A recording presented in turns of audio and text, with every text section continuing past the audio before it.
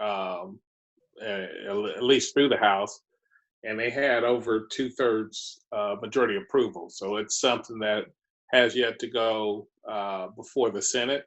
Many expect for it to go to the Senate before the end of the year, and think it has a pretty high probability of passing. And this is pretty meaningful for a couple of reasons, because one, is the first MJ cannabis legislation that's ever passed through the House. For many years, the Republicans in the House have blocked it. And so from even coming up for a vote, so the fact that they were able to get it through and voted on is pretty huge.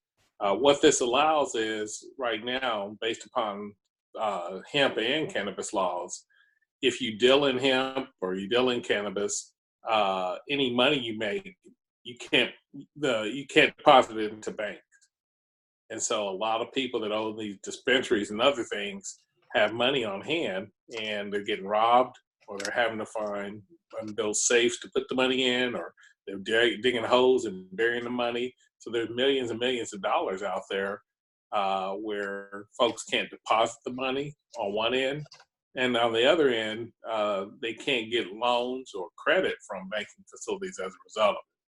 So that's one thing that, if it passes, should be huge in terms of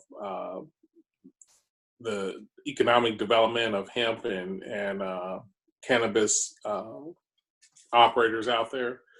The other thing that's pretty huge that's happening on the regulatory front is that Cuomo out of New York, the governor, they're having a tri-state conference. I think it's Connecticut, Pennsylvania, and New York, I think, are the three states, on October the 17th.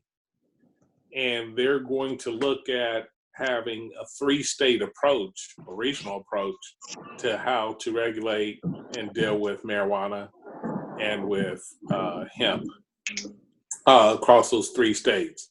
And so while they're not giving federal legalization a chance, this is the first time that three states or multiple states have come together to actually try to develop an approach towards how they're going to deal with hemp. And actually might be the catalyst to lead to the United States actually going and legalizing it on a federal level. But we'll see. Many people expect Trump to go ahead and try to do that before 2020 so that he can take it away from the Democrats as an issue. So, but we'll see. But those are two big things that are happening right now on a legislative front. All right. That's it, Jay. All right. Anybody got any questions about that? Nope. Very interesting. Yeah, it definitely is. So I want to know where they're digging the holes and storing the money. Now, you might not want to know that. Might be another hole dug. Let's put it this way: they dug some holes for some folks. Yeah, already. Which is part of the reason why folks are calling for it. The interesting thing here is over 800 bankers and banking associations have called for Congress to act on this. So that's, again, one of the reasons why they suspect that it'll have a high chance of succeeding this time around. So. All right. Go ahead, Quinn.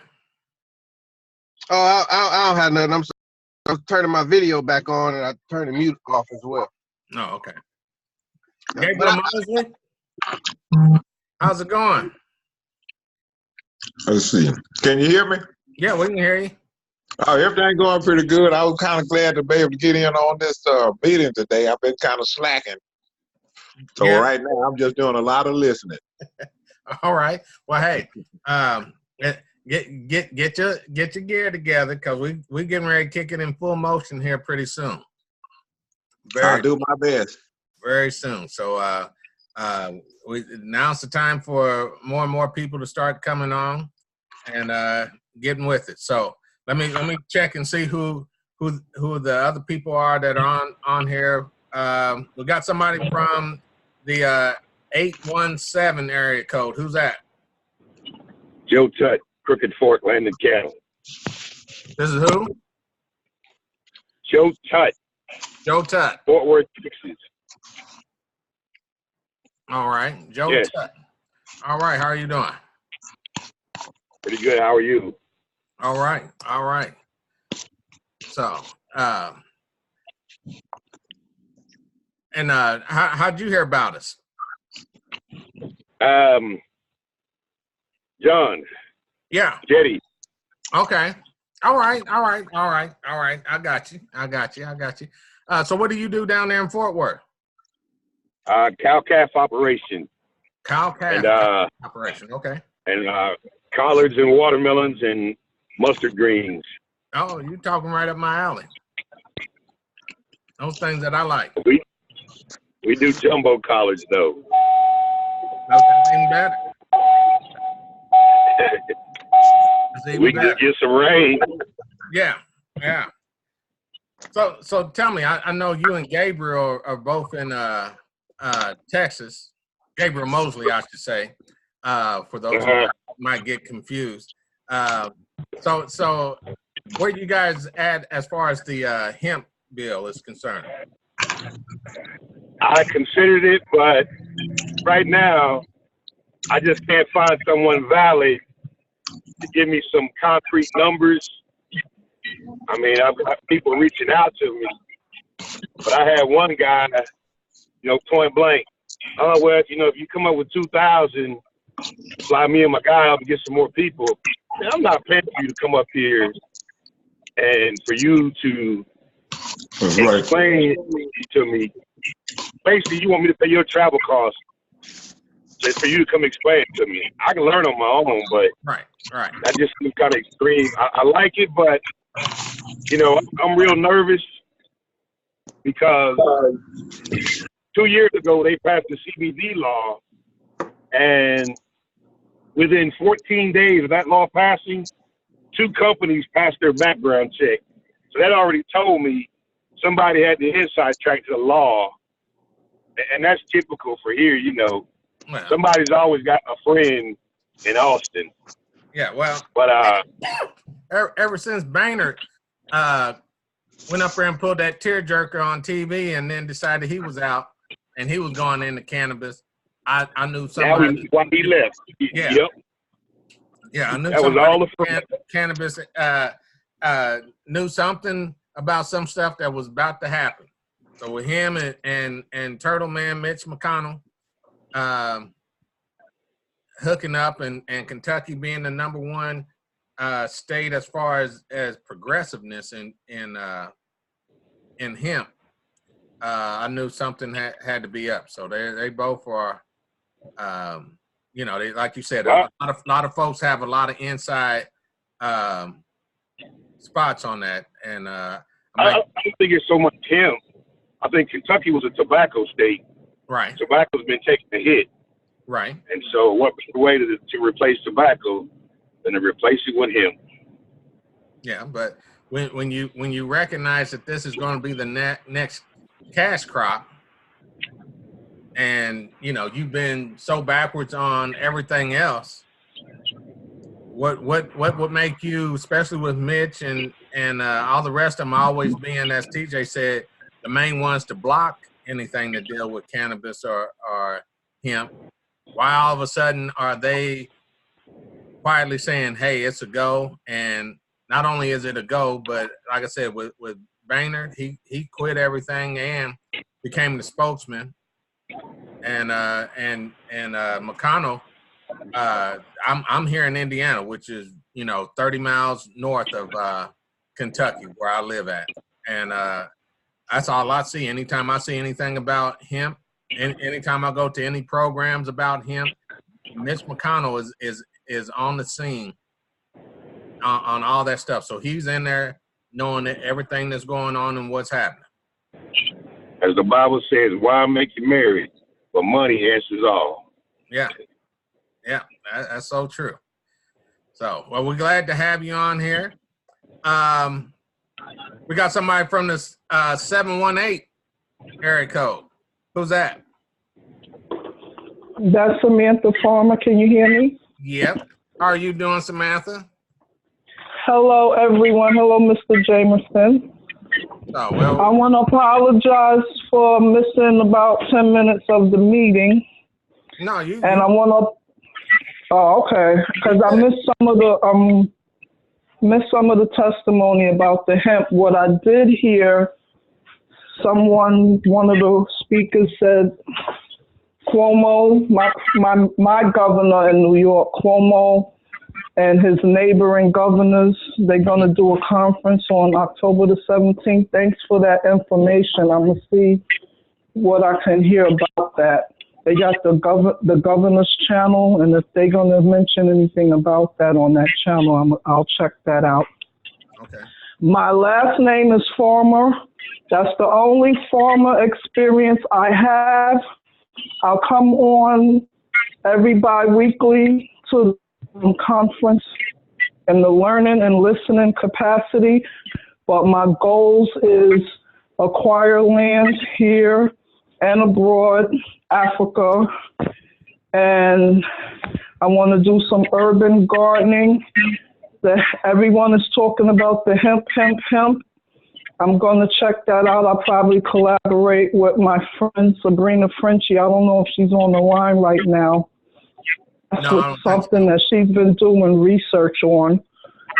So I'll digress from that, but I'm appreciating everything that I'm hearing and all of the meetings and the network opportunities. I would like to, if someone can shoot me information on schools or programs as far as beginning farming.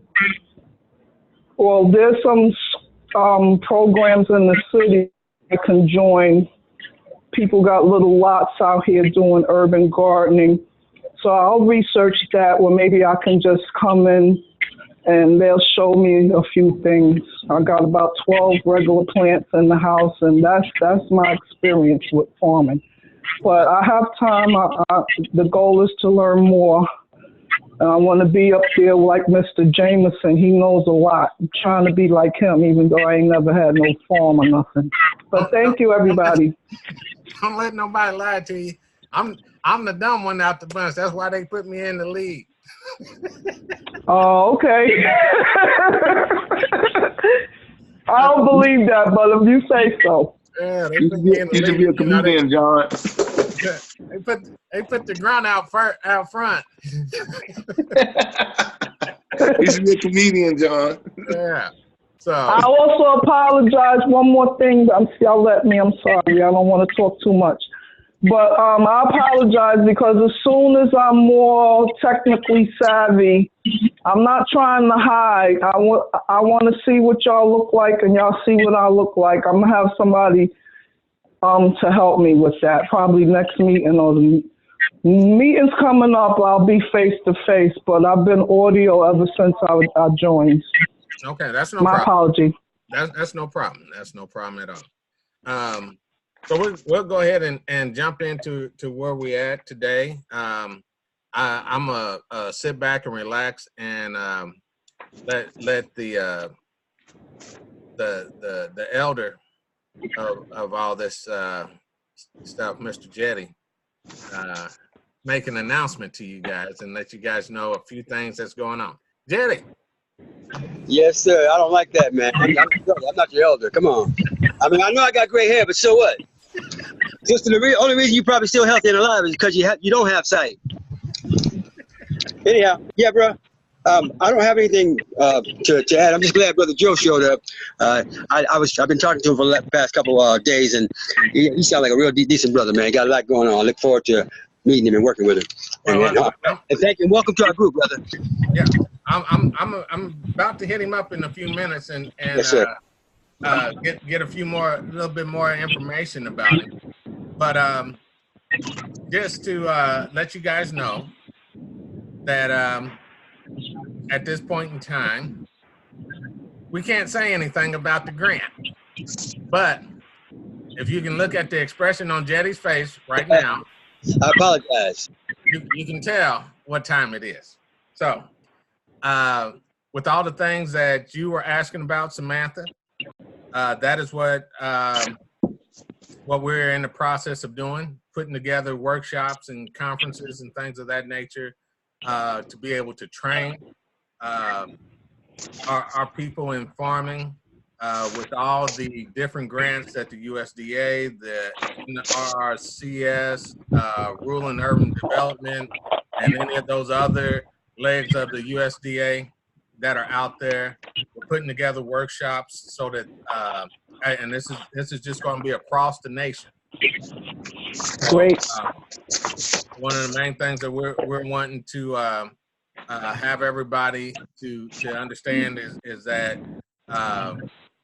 we need everybody. That's part of what this group is about, to begin to work on this. We want everybody to get in on the grants. And with these grants and stuff that we're getting you in on, we want you to be able to do things that will help your community and to help your business, to help one another. What we found out is that when we come together as a group in a whole, supporting one another, then we're able to do a whole lot more. And so that's what this is about. We've been steadily over the years putting together a plan, strategizing, and trying to figure out how to make moves and everything. So we're finally just about at that point. We'll be able to officially say why Jetty's been over there smiling probably on Monday or so. So they say. So up until then, we can't officially say anything, but all I can say is that Jetty will be smiling a lot more when we can. So with that being said, what I'm gonna ask everybody to be able to do is simply this: one, begin to reach out and connect with people in your community, in your area, because we'll be able to come and do workshops in those areas. And that is what our desire is to do. They have what they call a task force. And with that task force, like I said, it brings in all those legs of all the different entities. And with that, anything that you want to do, they can tell you what kind of grants are out there. And then we'll also have individuals from different universities and stuff to assist us in helping with writing grants and things of that nature. So our thing is that we're supposed to make sure that this information gets out to our people. We're supposed to make sure that our people get involved, and we're supposed to make sure that our people remain involved in these types of programs and stuff. So hopefully through this, it will cut out all that BS that we've been going through in the past. And we will now have a direct link and a direct voice with these with the USDA to tell them exactly what we want. We can create our own, and that's what we're about right here. So, Jetty, you got anything you want to add to that? No, sir. I'll just keep my mouth shut until it's time. All right. So that's basically where we're at as far as that. I can't say any more about the status, but I can talk about what we put in for. So does anybody have any questions about what we put in for as far as the grant is concerned? Is it for just training only or for assistance? Because I want to. What I do is I have two younger guys. Mm-hmm. One's 40, one's 34, mm-hmm. And then I'm lining people up behind them to come out to my place and learn. Okay. And I start these guys out with, why I feed Q, why I feed mineral. When I call my cattle to the feed bunks, what I'm looking for. Then I send them all kinds of articles from the Noble Research Institute, which is here in Ardmore, Oklahoma, and they cover southern Oklahoma in a pyramid shape, and then North Texas an upside down pyramid. But I'm out of their range. But I send out articles like manure scoring, land stewardship, the stuff I'm posting on Facebook. Right. You know, and being an accountant. Well, my degree is in accounting and finance, and I began as a tax auditor, and I passed 3 parts of the CPA exam. And I'm typically a tax nut. I look for things I want to do that might be illegal, and I find a legal way to do it. But I also look at ways to keep people out of my business legally, which is utilizing a trust, not using your name, but creating a name, a tax ID, financial incentives where, you know, Johnny might leave 100 acres or 500 acres to his family, but he doesn't want people to know it was his. So he calls it the Arkansas Trust.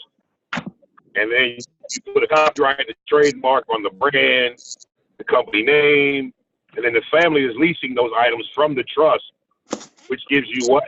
A way to write off the expenses for tax purposes, but minimize the taxable income to the trust.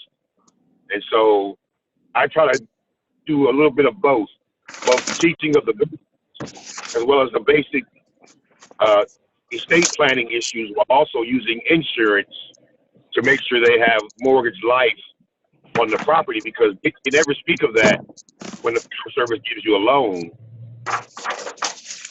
Wow. And a lot of people always talk about they don't want to use it, but for me, not having money saved up or someone to pass me land, we lost our land when I was 10 years old or younger, but they've got some great programs now. It used to be $300,000 direct. I thought a guy was lying. Now it's $600,000.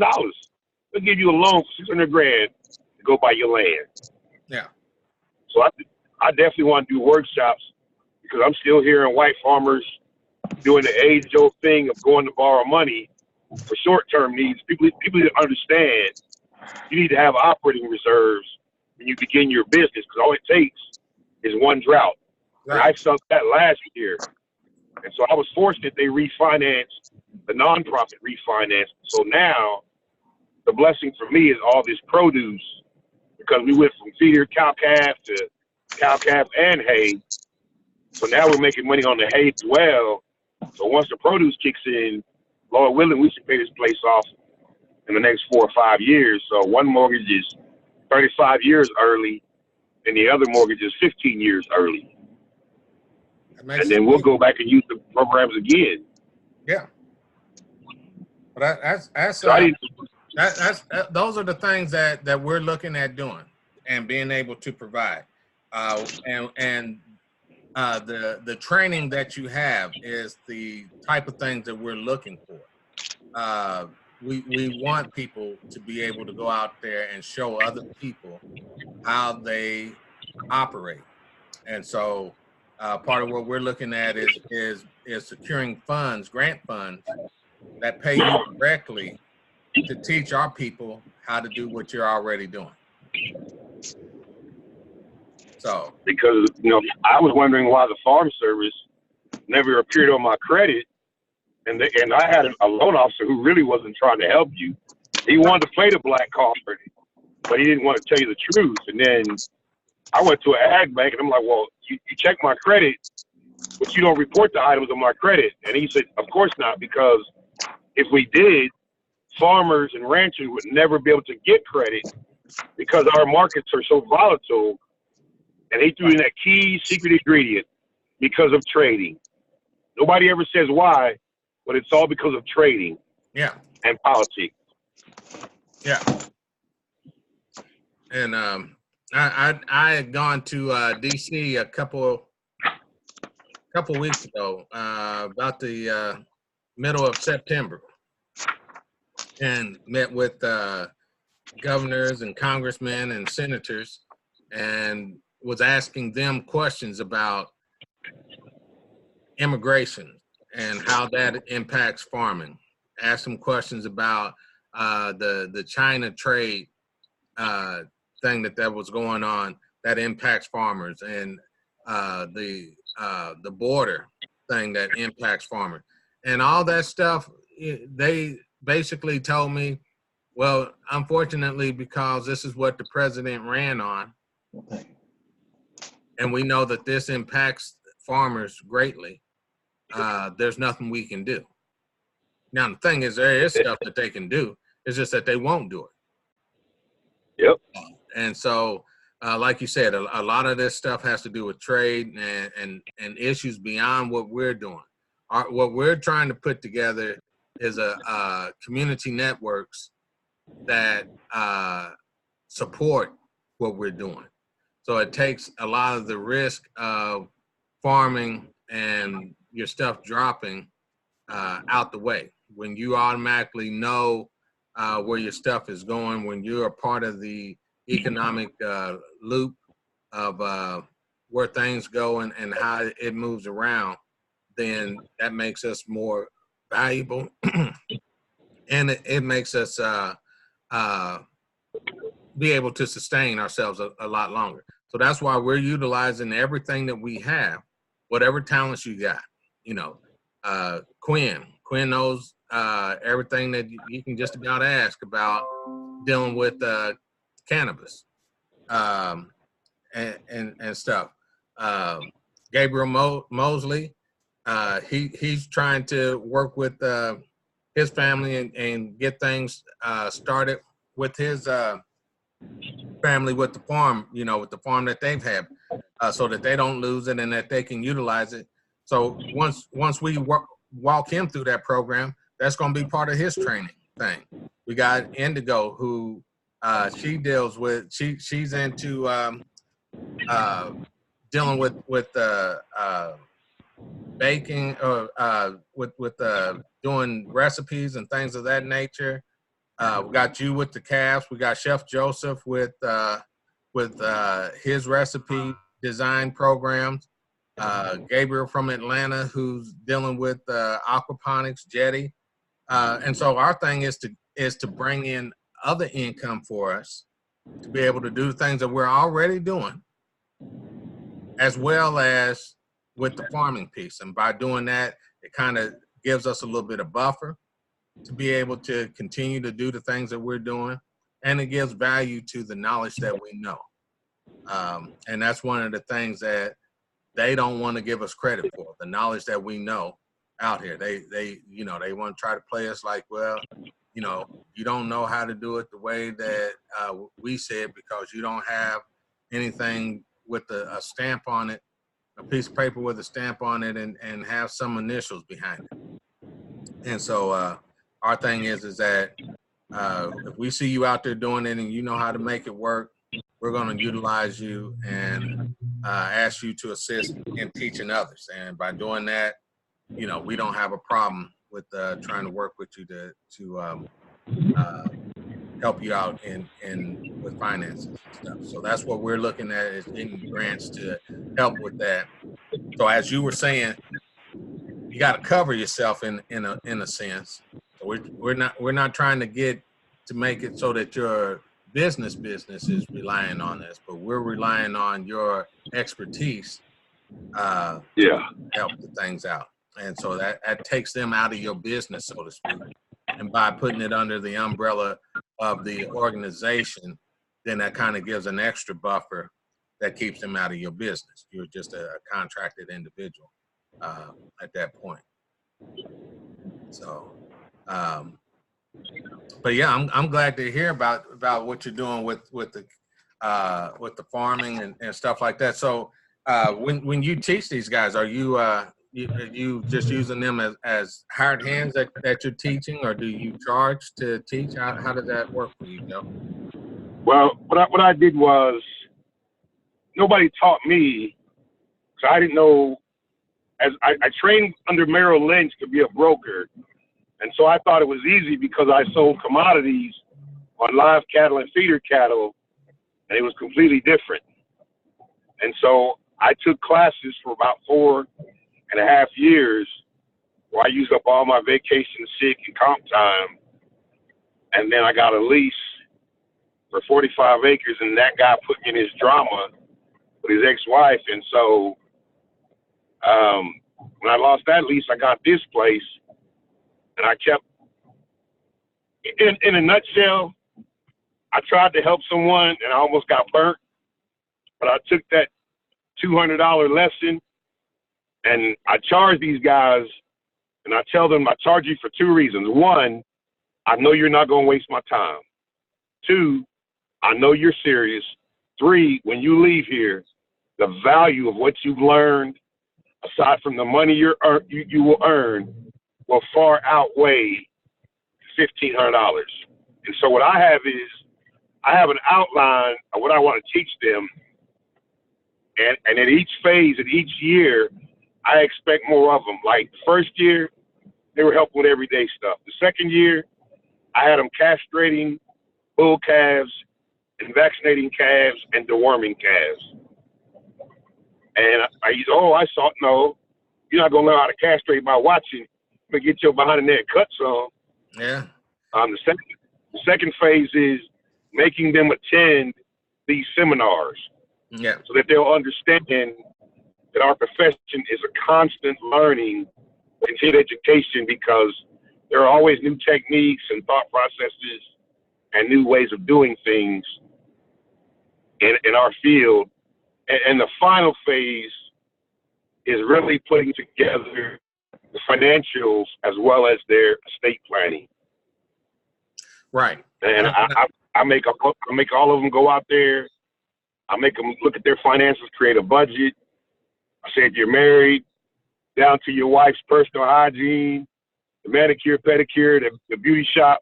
Because if you don't use those things, or you skip a manicure, pedicure, that's money that goes to savings, because I want you to set that mortgage life for that property. I don't want the next generation hindered by having to pay for it. Right. So if something happens to you, your trust is there. They take the insurance money, pay it off, the deed comes, they put the deed in the name of the trust, and then the trustee will go in and put on the deed, land cannot be sold. Right.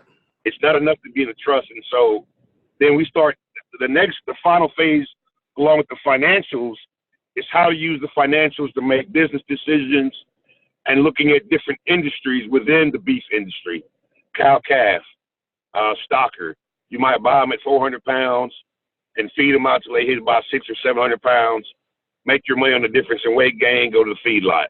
Or cow, calf, wean them, go to another location and feed them out for another 12 months and sell them as grass-fed beef, hanging on the hook or hanging on the rail.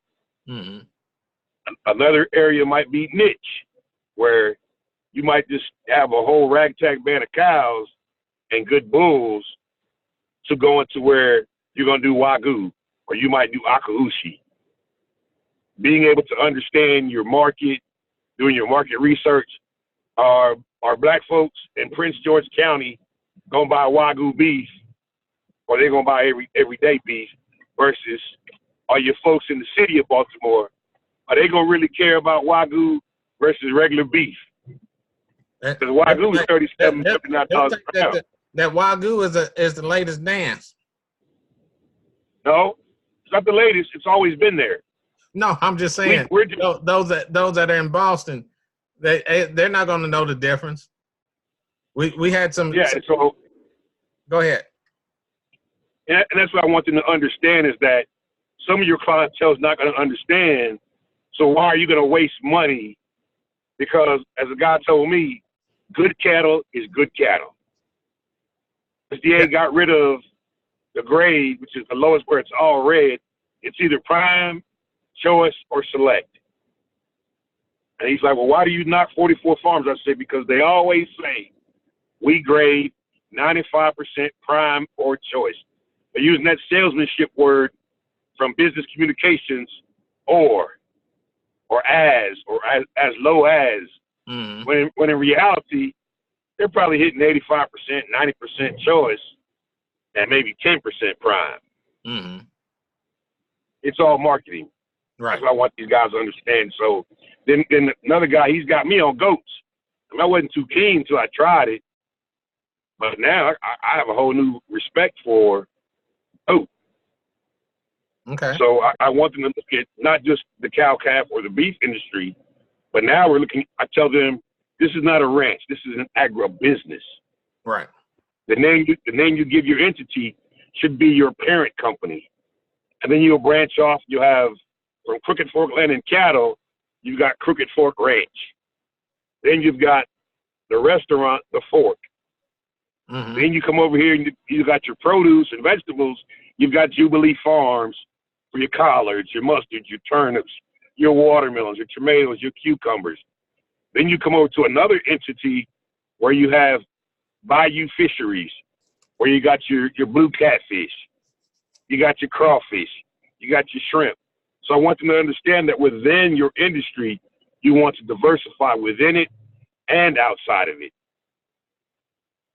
So they've already picked out their 3 industries they want to go into besides beef. Beef is the long money. Everything else is your short turnaround. Your collards, your mustards, Right. using hybrids, you plant them, they sprout 7-10 days later, 45 days, you making money. Right. 2 days later, they bud out again, another 45 days, you're making money. So I use that outline to make sure I stay on track with them and I just don't ramble. And I tell them at year 4, you should be talking to me like I'm your son. And I find them. If I send you something and you don't read it, I know I sent it to you, it's $50. Oh. They catch on real quick. Yeah. I'm liking your style already. Because I'm 51 and I'm on a timetable. I had life insurance when I was right out of college. And I didn't understand the importance of it then like I do now. Right. That's why I tell these guys to buy this big old insurance. You know, one guy's at $2.75 million, and he's only paying $150. Whereas somebody like myself, if I wanted that, that's $1,000, $1,200 a month. Mm-hmm. Doesn't make sense. No. With that $12,000, every 4 years I can go buy a rental property. Right. So I stress to them, buy that insurance now, lock it in while it's cheap. Yeah. And that's I did the same thing with my friend Pamela, her family, they're tree farmers. They own 50,000 acres of timber, her and her 7 cousins. I took them from being just tree farmers to now where they have a cow-calf operation with 2,000 acres. And they run a little over 300 mama cows with a ranch manager and day workers. And now they're going to start diversifying out into multifamily properties. And then the final phase is to have a family office. Yeah. Where you sit down as a family where you might want to take advantage of a stock issue and you don't want to go through your broker. You want that avenue where you can go straight to the street and buy your stocks or whatever you want to invest in, and then the succession planning, bringing the kids in on it, teaching them. I used to say, make little righteous young cowboys and cowgirls. Now it's point blank. I just want to flat out brainwash them. Right. There's only one way to think. It's not about control. It's about ownership. Yep. In every generation, all your assets go where? To the trust. Because the pie has got to be bigger to ensure that you can feed each generation. We're a pyramid. Right. It's Joe, his wife, and he got 4 kids. And even if those 4 kids have 1 kid or more, that 4 becomes 8. That 8 becomes 16. At 16, 32, and on and on and on. To where you don't have to worry about funeral expenses. You don't have to worry about graduating from college, getting money for your first car, your wardrobe, your first apartment.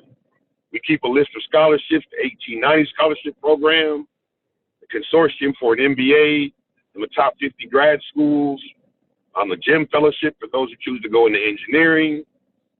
So for our family and for these young men, there will always be the children's primary career path, but they'll always double up in something ag. Mm-hmm. It's the core basis of our society. Yeah. You have to have, I mean, there's things you need to live, and food is the one you can't live without. just like housing and healthcare and transportation. But in this one here, you can always make a living. Yeah. Yeah. And I mean, if nothing else, you can at least survive off of it. And you can feed your family. Yeah.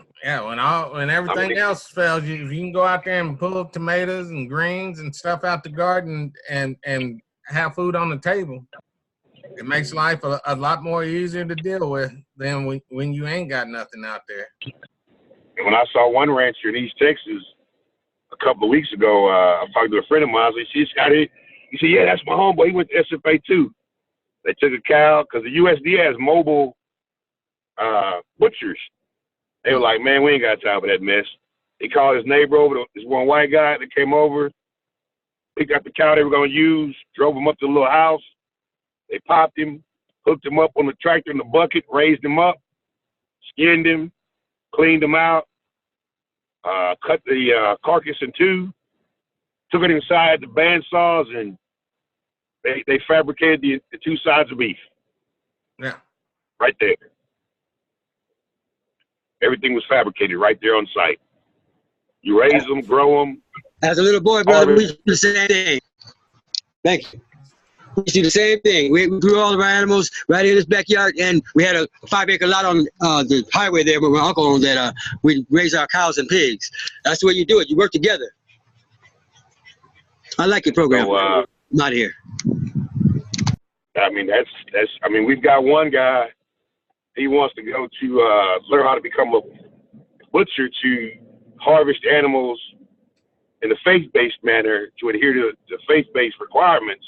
Mm-hmm. So we've got an A&M meat judging contest up where I'm about to send him to that bad boy. Yeah. So we want everyone to specialize and then do like I learned in the military, you rotate. So if John is gone, John can cover for Joe. If Joe is gone, somebody step in for him, and everyone is well versed in the other areas of the business. They just keep rotating. That way you never miss a beat. I mean, when I bought my place, my loan manager was like, "Oh, you owe me $24,000." I said, "For what?" He said, "For the down payment program." So I'm not using that program. And people asking me, they said, "Well, how'd you find your program?" Well, they had a minority farmer rancher display in the international room. But the only people that go in that room are cattle raiser association members to get their bags and actual international visitors. So the little pamphlet was only 15 pages. There was nothing helpful. So I went online, and I'm wondering why when I go to the bathroom and come back, it's still downloading. I look up, it's 85 pages. And my grandma, she didn't learn how to read till she was in her late 40s, early 50s, and she preached that to us. Mm-hmm. You know, the best way to hide something is put it in a book. And if you'll notice, every farm bill they give you, they always give you a flyer with what? All of the various programs that they have available. Well, what's the one program they never put on there? The 50-50 program. They put the down payment program where you pay them 5% of the purchase price. They give you a 1% interest rate for 20 years. You go somewhere else and get the finance on the other half from somewhere else. My program is I found someone else to finance it. They financed half of it at 2.5% with no down payment. Here in Texas, we have a nonprofit that helps you also purchase your property. And that's how I bought my property. All right. No money out of pocket, no down payment. And the guy told me, "Well, where's the rest of the money from your other loan?" I said, "Well, I sent you a payment and I use it for the closing costs." "Well, you can't do that." I'm like, "It didn't say that in the contract and you couldn't tell me. If I pay you the money back, what difference does it make?" Right. "Well, you can't use the funds to pay the loan back." I'm like, "Wait a minute. If I make money, you know, in my business and I pay you back, it's all money. It doesn't make a difference." So I said, "To me, you're splitting hairs."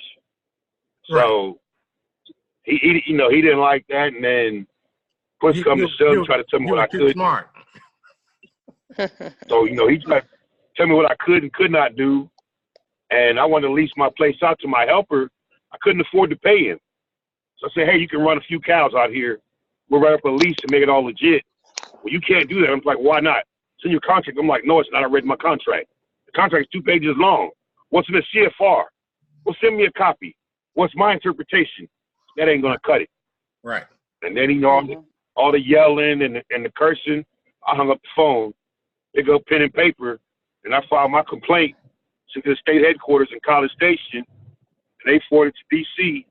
to the Civil Rights Office. And then they sent me back their response. Well, yeah, his behavior is harassment, but it didn't rise to the level where it prevented you from getting the loan. I wasn't saying he prevented me from getting the loan. I was filing a complaint regarding his behavior. Right. You can't tell me how to run my place because I took the loan out. You're not responsible for paying the loan. So Right. with these young guys, I make sure, you know, if the first guy went behind my back and he called him, and he said, well, Joe, I asked him about A, and he told me about B through Z for an hour and 45 minutes. So I told you, he's not going to tell you what you asked him directly. This guy wanted a copy of my trust. I said, well, no, there's private information. Nobody's going to see it but me. I'm like, but you'll see it.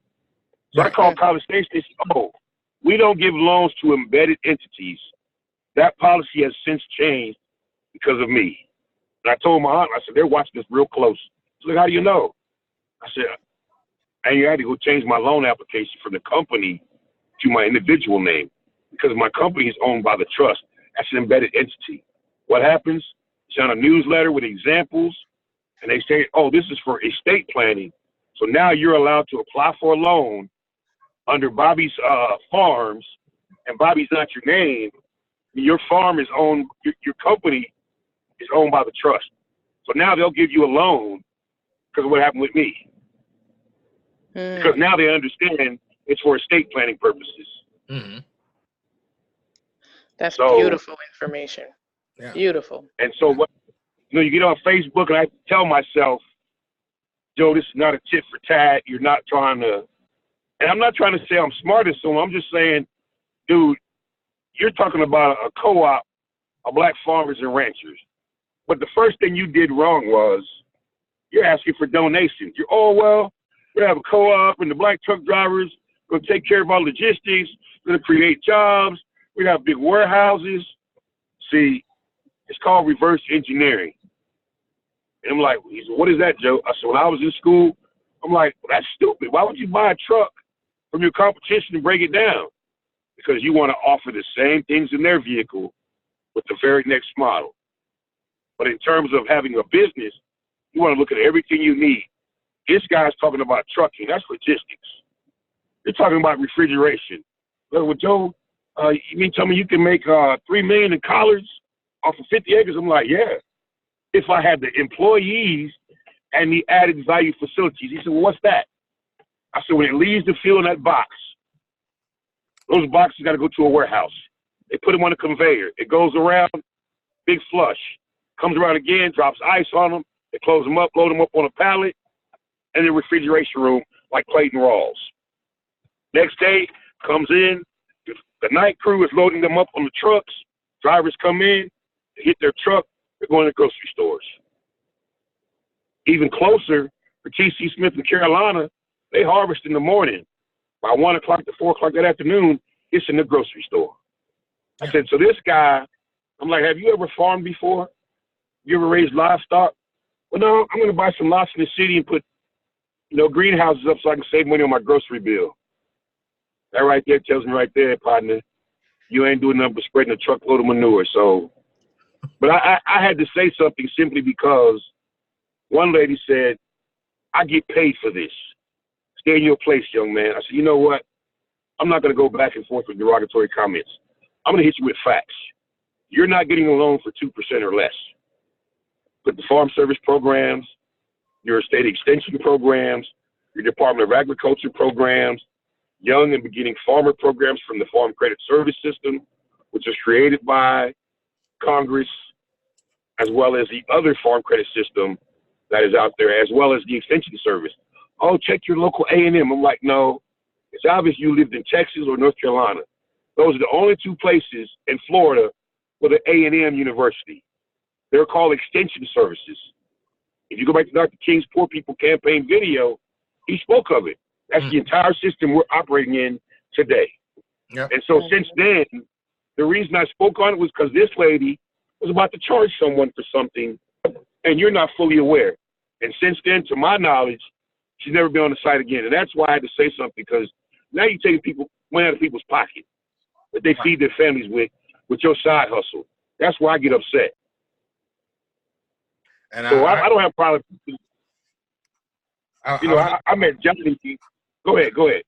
No, I was just gonna say we agree with you. That as part of what we're looking to do is to take those who've been through these processes, who've gone through it, who has the wisdom of knowing that when you go in there and you go to one specific department and you ask about a program that you heard about, and they go up there and say, well, that's not my department.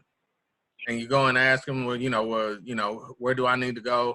Well, go on the USDA site, and you should be able to pull it up and find it from there. Well, the thing is, that's your job to tell me. You know this stuff. Yep. And so, but for us, they give us the runaround.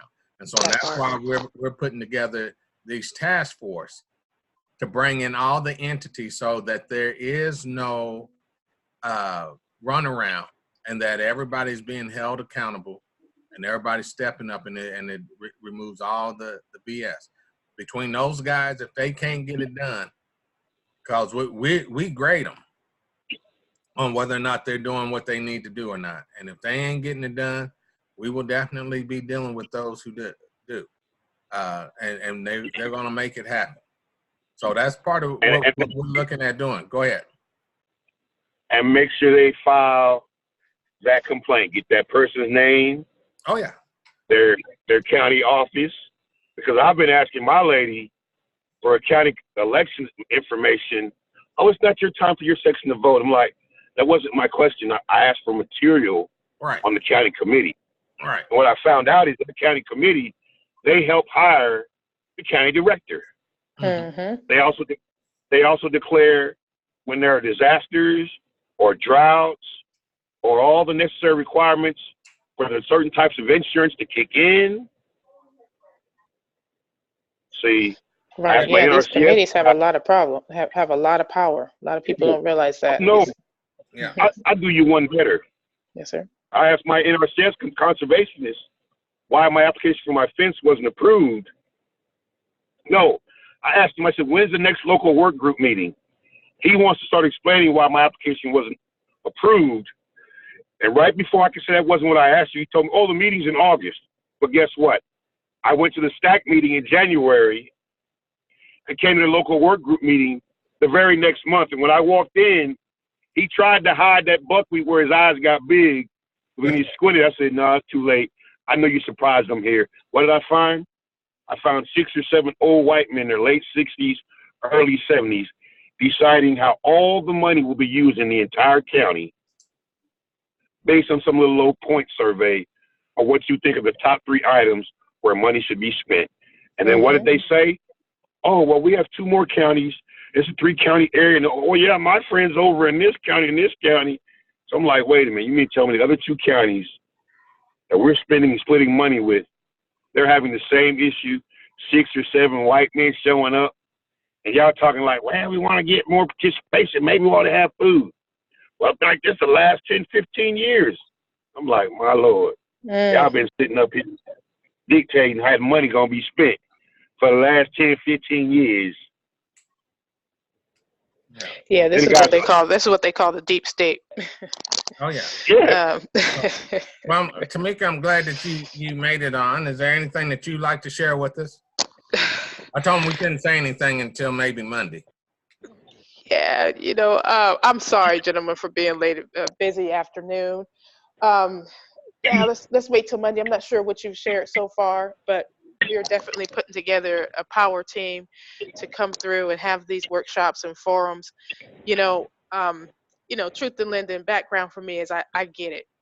I've been on the government side of this where policies and rules are being made that affect hundreds of thousands of people. And so it's, for us, at least for this group and this team, it's really time out for that. We need to open the doors on what programs and services are out there and available, and we need to make sure that those programs and services are available to our farmers, and put it in a way and have it in workshops and forums that is very accessible. And this will, I will say, for us, People's Foundation, it's our first time participating and executing some things for USDA. I am very aware of their history, but we're here to change that. And I'm happy that people like yourself, Joe, I think that's Joe that's on the line, sharing their experiences and sharing the things that we need to know and get out there for our farmers to know in order to have be on some kind of level playing field. We can't level it in a month or a year, but I think through our programs and workshops, we can have opportunity to work at leveling it with the information and services. So, and the thing that I was most encouraged about what we're getting ready to do is that they have given us the flexibility to, as they put it, if there's things that we did not anticipate, we can create those things and do them. So that's why I put to everybody, think of the whole gambit. Listen to what Joe was talking about, how to put together your whole gambit, from the trust all the way to your business, all the way to taking care of your personal needs and everything, and go from there. Joe, I'd like to talk to you a little bit more about how you put your stuff together, and go from there. I was wanting to get your information. I see somebody already asking that question. If we can get your information on how people can contact you from the group. Basically, I've been taking the questionnaire from my firm's website. And I send that out, but I have to caution people that that's mainly for Texas, the state laws here. And so I tell them, to find an attorney in their area.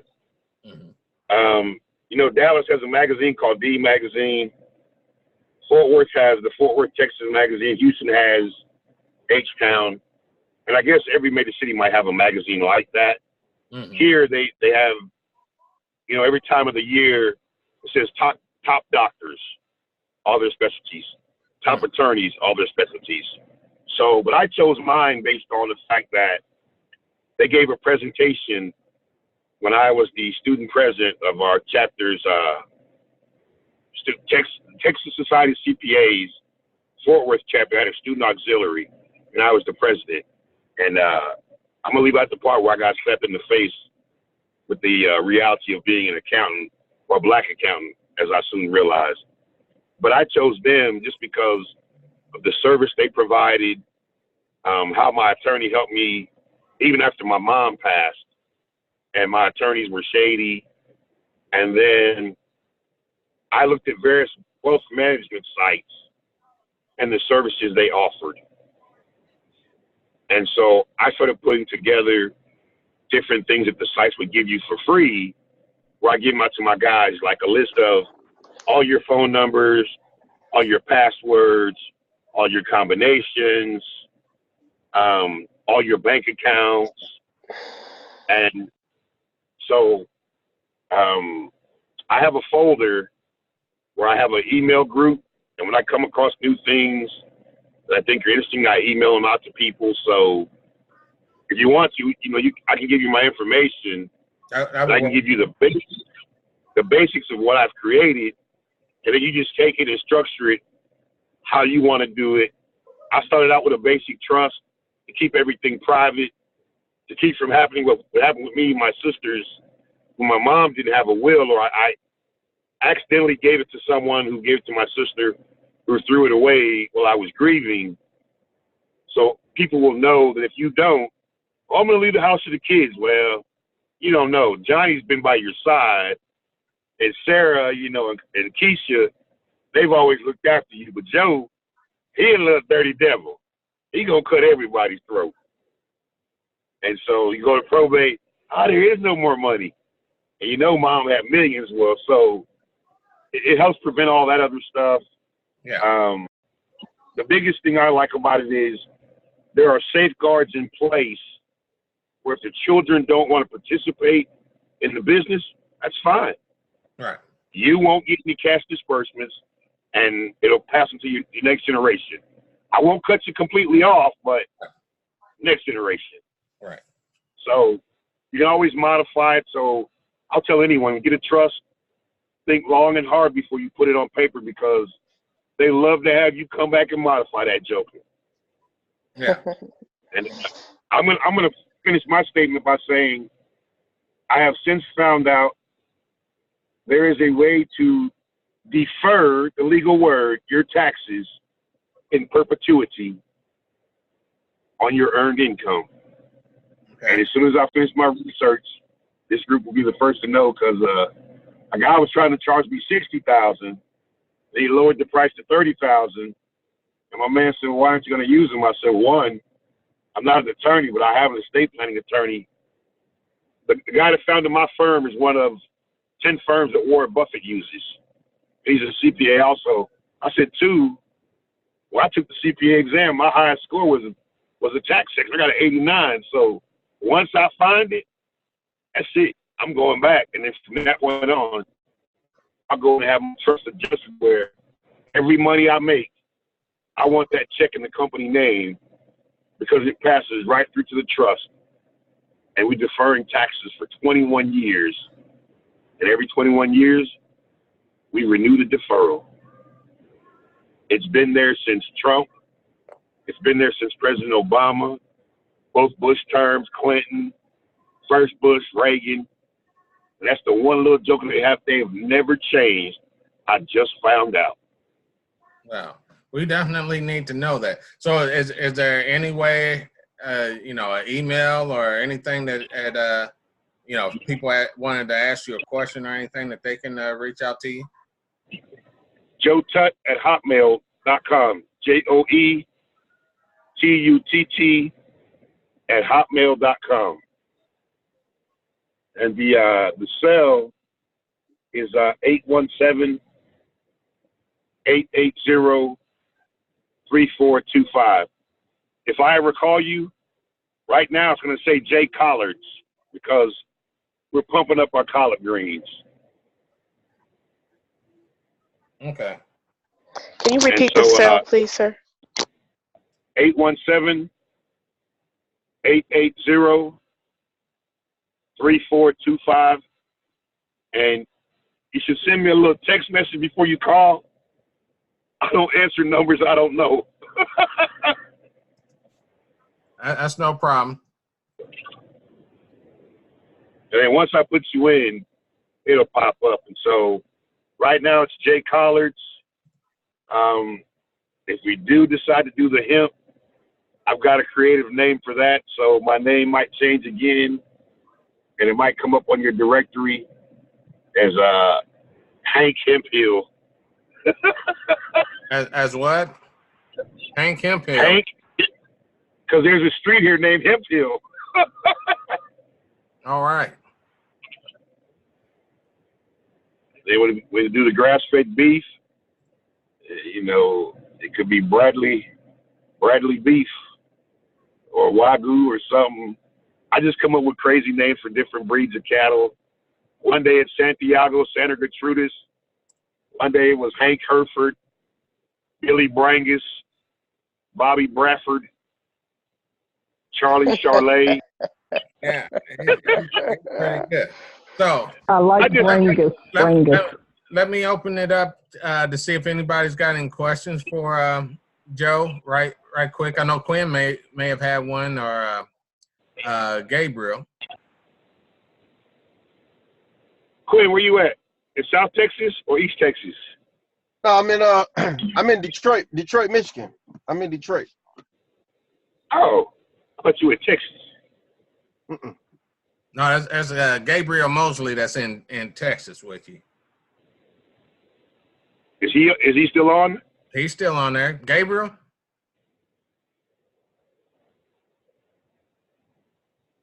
I was trying to see what part of Texas he was in. Gabriel, you still there? Yeah, I'm still here. All right. He was wanting to know what part of Texas you was in. I'm right here next door to Texas A&M. You're at College Station in Bryan? Yes, sir. You're just 2 hours south of me. I'm up by Baylor. Oh, okay, okay. Now, Gabriel, he's talking the stuff that you say that you need to work out with your brother and stuff on how to put your family trust and all that stuff together. Yeah, that's why I said, oh, this man is talking my language right now, because I need to really sit down and talk with him, and also talk with him about if it's possible to get him to just, meet with my family, because the way he talks would really help them understand a whole lot more things better than what I can say. So I really want to meet up with you and sit down and talk or whatever. It's no problem for me, making that quick little trip and sit down. I'm pre-Christmas break. I work for the school district, so I'm off weeks for spring break, all the holidays, Thanksgiving, and 2 weeks for Christmas break. Okay. Okay. You got his you have all your right, Gabriel, Gabriel, work you get out his information? I'm just getting ready to start writing it down. Okay. All right. Yeah. I want to make sure that you guys get connected there. I sure do appreciate this. This is right on time. On that imp stuff, go ahead. A lot of those guys that we see on Facebook are on the East Coast. Will there be any processing or any ways we can get that? Or, do you know of anything that will be established in Texas? What for? I You got saying so many guys. Processing the hemp for fiber or processing it for CBD? Either one, because I got one guy. Well, Mr. Joe, I'm not trying to count your money, but 100 acres would be too much. I'm like, okay, well, we do 4 acres at first. And one guy saying you can make $2 million off of 4 acres, but my income is $400,000 before expenses. So I'm like, wait a minute, you can make $2 million off my 4 acres, but I only make $400,000 before expenses. And then you want me to pay $2,000 for you and your guy to come up here, your hotel and airfare. Like, man, I wasn't born yesterday, dude. And I'm asking you, you don't even have land. So basically, y'all pimping us out because we have the land and you supposedly have a connection. But there's a gentleman in Virginia got his master's in crop and soil science. He wrote his master's thesis on the cannabis industry, and he's the first black male to have a master's degree on that in the entire East Coast. Right. So when the other guy was like, yeah, Joe, we got a processor who's there in Texas and in Arkansas, who's part of the group. So we got guys that can get you what you need and even help you with the grow. If it's taking, yeah. So that means it changes everything. Say it again, because somebody. There's a lot of background. Hold on. All right, let me mute a couple folks. All right, but we were saying that we had a couple people that were in Arkansas and in Texas that are growing and well, I don't know if they're growing yet in Texas. I know they're getting ready to grow, and next year they already have their own processor in Arkansas. So, yeah, but I would submit that sometimes the problem one will be your processor, but you truly your second problem is your end product purchaser, right? So what's happening is, like you said, Brother Joe, is that these brokers, which that's all they are, as their brokers. We have connection to the in product purchaser, right? So you don't get to make no money if you can't sell whatever it is you process it, right? So the challenge, I believe, for our group of farmers or smaller lot farmers who are saying, listen, yes, you can use, or yes, I will grow, or I'll grow and process, I just need to sell it to you, is being able to broker that deal yourself. Joe, do you have, after you process it, let's say we give you a processor in Texas, who are you going to sell your byproduct to? I don't know anybody to sell. This young man told me they would come out and test it and cut me a check, and then they would come back and harvest and cut me a check. And I kind of like that part about it, because I've only got beautiful if you can get a good deal. It has to be a good deal for you, though. And what I'm working on is bringing somebody in who has the ability to connect us to where we would sell that at. Where's the good deal to sell? I'm down for that too. Like, sometimes you don't want to get into how are you going to process it. You'll be willing to, make a deal if the deal is really a deal, right? They making 4, you're only making 2. This is old school co-op sharecropping, right? Which is how they squeeze us out of industry. So if we're talking about taking advantage of industry, sorry, I'll get a little passionate about this. Stop. Stop. Rewind that little part you said about the co-op old school. Say that one more time. Right. To me, it seems a bit like co-op sharecropping, because what the co-ops were able to do with respect to industry is corner the industry players and just get you to come into this co-op, right? For a lot of us, for a lot of our black farmers, right, it ended up being not a very good deal, especially for I deal with a lot of cotton farmers, right? And so they're stuck into these co-op relationships, and they can't sell directly to you now unless they break this contract, right? So it's just what I would suggest to you is, how are we connecting our farmers to actual viable contract solutions to sell whatever it is that they're willing to have produced on their land? And so I'll stop there, but I think that's going to be the hurdle that you're going to try to get over, Joe, is to find the viable sale, or find the viable relationship that actually is not having you at the very tail end of them making billions off of you. Because I don't have a dry house, and the guy from Atlanta was talking, oh, we'll give you dry houses. And I'm like, I didn't like the idea of him giving me something, because everything you give me means more. It's like a record label deal. I'm the artist, right? And I get what you give me. Yeah. But I like it. My final statement is, there's 155 acres around the corner, and the recession is kicking in, and there's blood in the streets. The guys lowered the price 3 times, and I figured out why it ain't gonna sell. I know how to fix it. My neighbor, he's got 245 acres, and he hates the country. To me, that's the way for me to buy that 400 acres. Yeah. Mm-hmm. Most definitely. What I would like to, my final stance is, I'm an end product producer. I'm not a farmer, and I have worked this hemp issue for the last year. But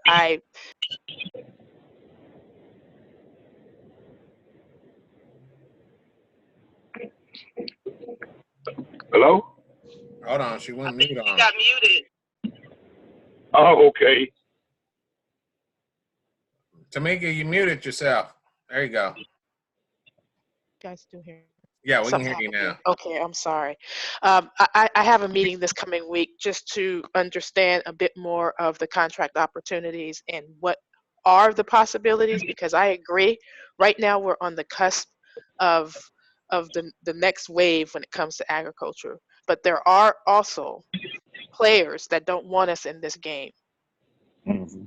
Full stop. I mean, we just want to come in, and the guy from North Carolina in that Black Farmers Nationwide said he made $414 on 2 acres after expenses, and that was the most reasonable numbers or verification of what this guy here is saying. But I'm hearing locally, he's hustling folks, setting up gardens for him, and he's not coming back, following up. So I definitely, you know, he wanted to come visit. He'll give me your address. And I said, nah, when you're on the road and you hit a certain point, get to this point, let me know, and I'll tell you where to go. You're not just getting my address, because my property doesn't have an address. Right. So I don't, you know, my neighbors see you coming. My PTSD neighbor, I'm sad that he moved. Because the NRCS conservationist came one day and called me, and I said, Cleet, are you crying? There's a guy with a shotgun here at my head. I'm like, Sean, white dude with blonde hair? Yeah. So put him on the phone. I said, Sean, he's all right, man. He's supposed to be coming. I mean, he might have an episode or not, but that was my guard dog. Like this Joe boy. Ain't nothing like a good guard dog. I was so sad when his wife moved closer to have him close to the VA hospital, because I brought him a tray of barbecue and a 12-pack of beer.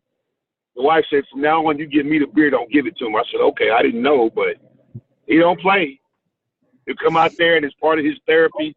And he still comes on weekends every now and then. But if I could do that, if I could lock down this other 500 acres in the next 5 or 6 years, hey, I'd open my place up to tours.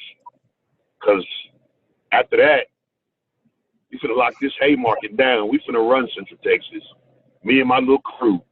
We gonna make about $250 on hay. All these doggone trail riding clubs. They paying $85 to $100 a bale. We gonna sell it for $60. Joe, we might have to. I think as a group, John, we need to definitely have a conference call with Joe. We got some. We need an educational forum to make sure to have him at each one of our. You know what I mean. Yeah. A bit of what he's got to share and offer at each one of our outreach events. Joe, we will be in touch, my brother. I got a ranch manager that grew up working for a man. He said, well, Joe, he had turkey houses and he had 15 trailers of cattle, but he only had 400 acres. And I said, Nathan, is Highway 10 the county line? He said, yeah, how'd you know? I said, the man's mama left them some land.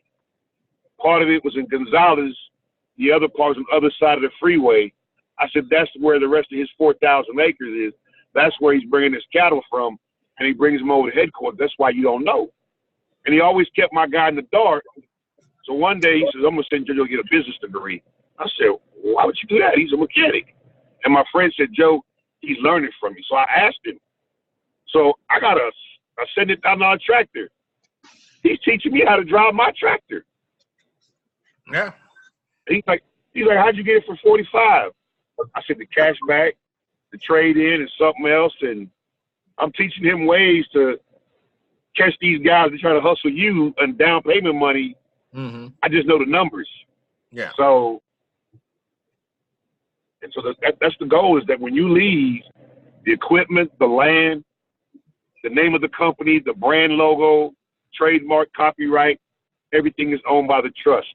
So when the next generation comes along, they lease the company name, the company brand, they lease the equipment. Why? Because these are all expenses that go to the trust in terms of income. Yep. And it reduces your taxable income. Absolutely. Absolutely. So, you know, if you want to, everybody can send me an email with you and your spouse and how many children you have, and I'll send you a format for what I call the legacy pyramid. I did one for one guy with 5 kids. His grandchildren, his great-grandchildren will inherit about 125 million and 3,000 acres, as long as they follow the game plan. Brother Joe could teach Boyce Watkins something. Yeah, he can. Yeah, he can. No, I can't keep my man some, because he got that PhD in finance. I like him and Dr. Claude, though. Oh, yeah. So, but Joe, you know, we normally keep our meetings to an hour, and we've gone a little bit over. And I want to be respectful to everybody's time. So unless anybody's got any other comments or anything right off the top, Samantha, you got anything that you want to share, or Sabrina? Gabriel wanted to say something there. Gabriel, go ahead. Where's he at? He gone? Yeah, I have a question. Yeah, All right, Doc. Quinn. Yeah, I wanted to direct this question to Tamika. I was as I was listening, you was talking to Joe, and you had mentioned, you know, like if we give you a processor, you was talking about being able to sell something. Were you specifically talking about hemp or fat or fiber or Great something, or question, sir. were you just generalizing farming, you know, in general? Well, farming in general, in that instance, sir, I was talking about the cannabis crop. I was wondering, what Joe mentioned, he was looking for a processor, and you know, someone had come to him with some type of deal. He didn't think it was very good deal, and I was talking in general what the challenge has been, at least for those who have the land and these brokered deals, is the fact that, you know, since you don't have contact to the person who really needs the product, you're sometimes at the mercy, and so the deals aren't that great, right? But what I'm trying to do is identify, at least for our community, those we don't have a lot of, you know, we don't have as much as our counterparts, right? We need to maximize what these deals look like.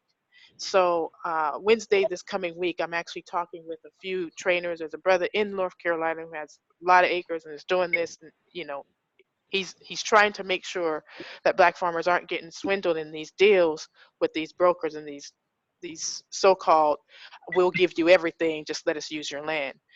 So what I'm trying to do, because I'm an end product person, I'm a business person, I need to look at where are the opportune contract relationships for our farmers and even sometimes current cultivators to be involved with. Not the pariah ones, not the ones that are on the street selling, we'll give you everything, just let us use your land. The real opportunities that is actually going to yield some benefit to our farmers. Because for me, that's the hurdle. If you ask me about what the real hurdle is going to be, the processing and who are you going to sell it to, unless you're selling your own line. And most farmers ain't getting to selling their own lines. They just want to maximize the use of their land.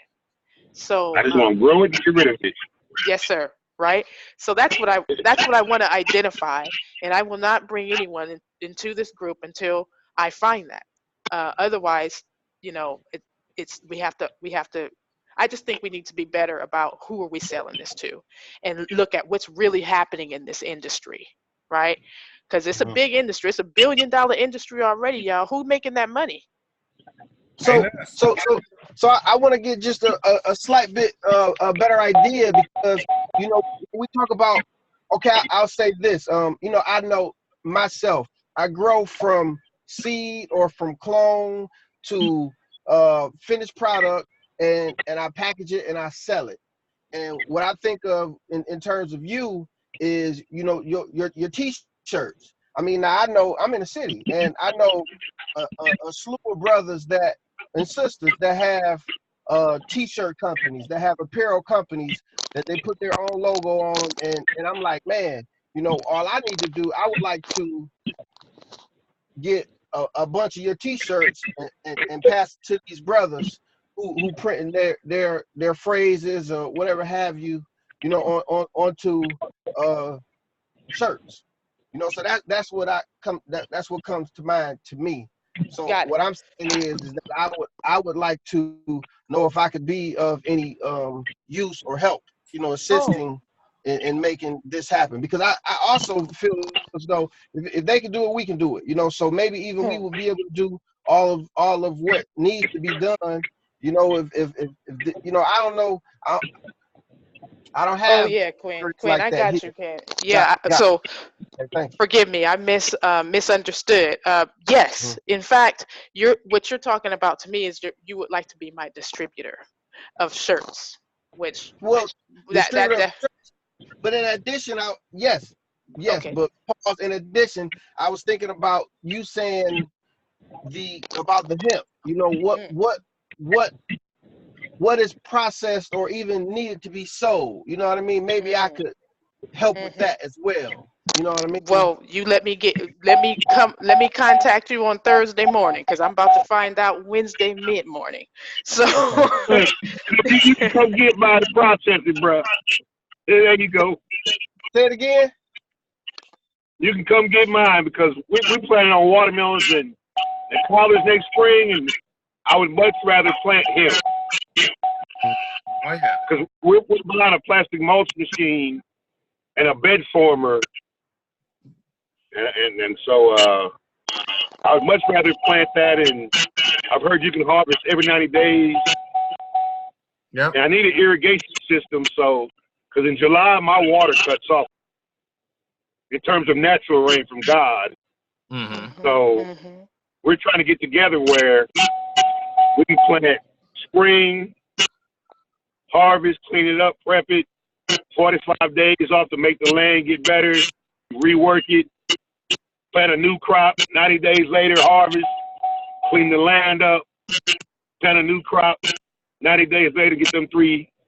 Because at the end of the day for me, we just want to do land, cattle, horses and collards and watermelon. We want to get in and get out. I don't want to make this a long-term thing. My cousin does, but he can go that route. But for me, we just want to be old school Texas, boots and hats and cattle. All right.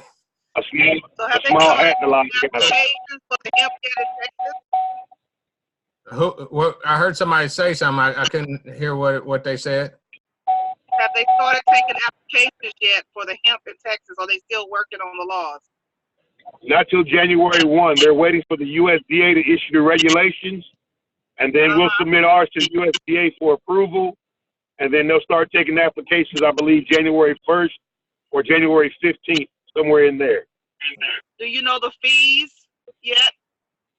They haven't listed the fees yet either. Okay. But if y'all want to hit me up, I'll stay up on with Gabriel. Okay. And then we got a guy in College Station at the Farm Service, and then I got another guy that's down at Austin in the Ag Department. So I will say the number one transition to crop has been hemp. I've met with a couple of associations so far, but the number one has been hemp. And I think, John, maybe you and you need to have a conversation offline on putting together maybe one of those as one of our major outreach forums or events. I don't know how the USDA is going to feel about that, but at the end of the day, they're trying to get their laws and everything in order, and I'm sure at higher levels they're going to have some level of instruction from what states are available to what they've been able to identify per state that's going to be the requirements, and that's maybe something we can do for one of our events. I think it's definitely something people are looking for information on. And the National Black Farmers Association meeting, they're certainly going to have, I think, oh man, Mr. Marley, I know he's going to come and talk about what he's doing in the hemp industry. So, yeah, and in the past, up until this coming up year, you were not able to get any grants or anything to do hemp or cannabis. But by them passing this law to legalize hemp, you should now be able to do so with the all the different programs. Because I know before when we've had a couple of guys on from the USDA, I remember Quinn was asking about a few of the things, and the moment that he said he was using it for hemp or cannabis, they said, well, we can't approve that. So with it being hemp, it can be approved if they go ahead, as TJ was suggesting earlier, and approve this within the next year or so with the cannabis and everything. Then all their stuff, once they delegalize it, then everything, all the programs will work for cannabis and hemp. So, but yeah, this is something that we definitely need to look into and move forward with. So, Jetty, you got anything up there? God bless you all. It's past time for my nap. Yeah, I see that. I saw you getting ready to nod off up there. TJ, you good? I'm good. Darrell? Yep, I'm okay. Yeah, everything's good. A lot of good information, and yeah, everything sounds great. Yep. Samantha? Yes, Ms. Tamika, Mr. Joe, thank you so much for sharing everything what you shared to a novice person such as myself. I may not be able to contribute as a farmer or anything like that, but I'm definitely committed to contributing to the farming sector. Thank you for all the information. Thank you, ma'am. Well, thank you for being on. Sabrina, you got anything else you want to say or anything? No, I came in a little late, but I'm gonna send over my information To Joe? Yes, so Okay. I could talk with him at another time. So, but thanks for allowing me. Tamika, was that just Tamika? That was Yes, Sabrina. that's Sabrina. Sabrina Sabrina, Franchi. okay. Yes, please do. I will. As soon as we get off, I'll send it over. All right. Well, Joe, I just want Yes, to sir. thank you for coming on and sharing the wealth of knowledge that you have. Definitely will be getting in contact with you and working with you. We need to do a workshop in Texas, so we can get you and Gabriel over there and do a few things. Matter of fact, I got some property in Marshall, so I might have to see what I can do over there. But anyhow, but we definitely want to get with you and get some of that knowledge and see what we can do, how we can work you into the programs and stuff that we're doing. I think that some of the information that you got will be very beneficial for everyone. So I appreciate We're gonna have some gumbo next time. What was that? We're gonna have some gumbo next time. Yeah, you know how to make it, right?